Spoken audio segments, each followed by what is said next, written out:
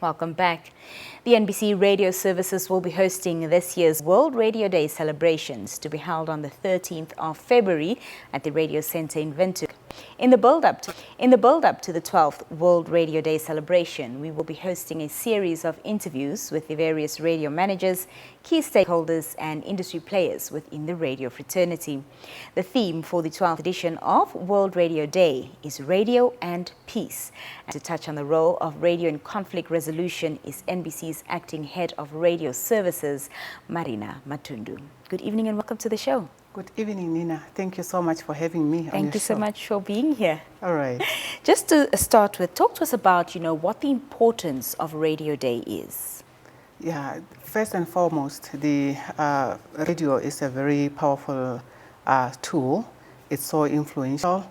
So this has made the stakeholders who are really acknowledging this medium of communication and its wonderful work that it's doing in the community, that they came up with an idea to commemorate or to celebrate radio. So it's very important for us to celebrate radio and to acknowledge the work it does in the community, because it reaches out to a lot of people.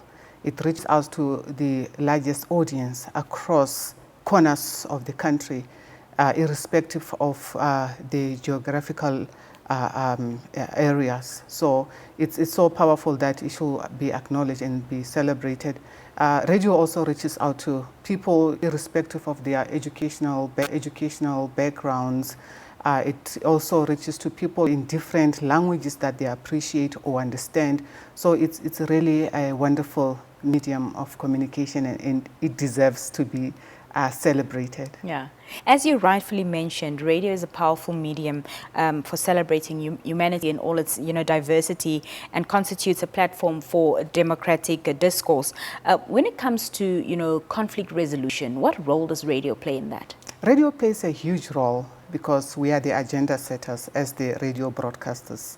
Our content that we put out on air, we shall ensure that it inspires and it also advocates for peace building in the community.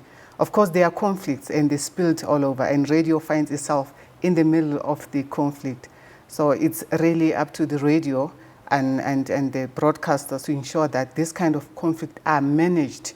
And we also help the government and other stakeholders to ensure that our content will direct people to think positively, because when there are conflict all over, a very toxic environment is created, an environment where people are not happy, where people are really not safe.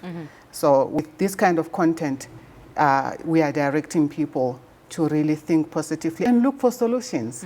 There are no conflicts which do not have any kind of a solution. So it's up to us radio broadcasters to really create content that will direct people away from conflict. The 12th commemoration of World Radio Day falls under the theme Radio and Peace. Unpack that for us just quickly. Peace is something that everybody wants to live with. And when you want to live in peace, you are also encouraging other people. It's like you are happy.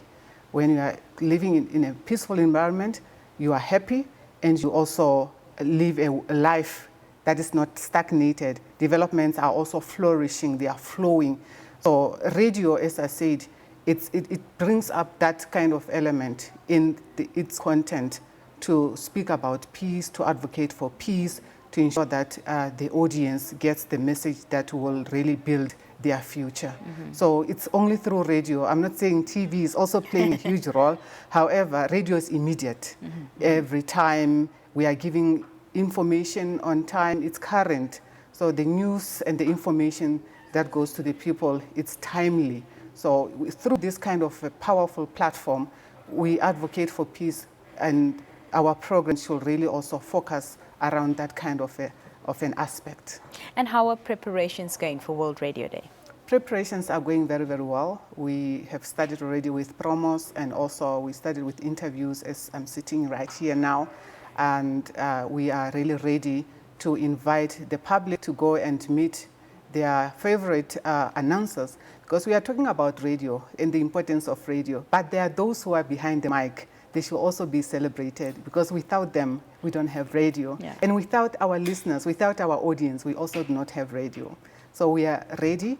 We are expecting to have a couple of people who will be visiting Pettenkofer Street, Studio 7. We'll also be having panel discussions to talk about and to unpack the theme of this day. Are those all the activities that you have planned for the day? Yes, we'll be having also an NBC care element in our kind of activities, where people will be invited to come and bring some stuff, like clothing or food, that will be given to the less fortunate in the community.